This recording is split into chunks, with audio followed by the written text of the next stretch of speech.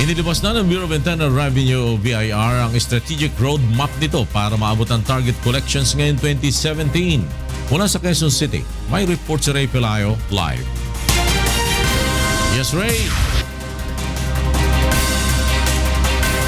Yes, pero pag-ibayon nga ng Bureau of Internal Revenue ang kanilang koleksyon upang maabot ang kanilang target ngayong taon.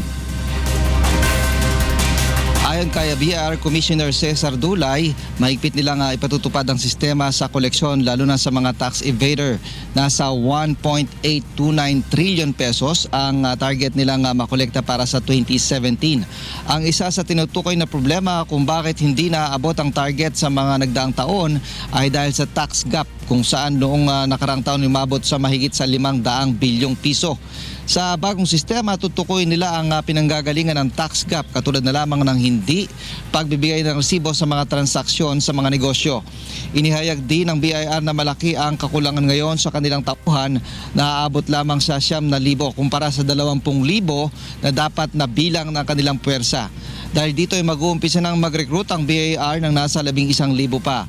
Nag-iisip na rin sila ng paraan kung paano mapatataas ang sweldo lalo na ng mga accountant at mga examiner nito na malaking dahilan kung bakit hindi gaano kinakagat ng mga aplikante bagamat mayroon mga bakante.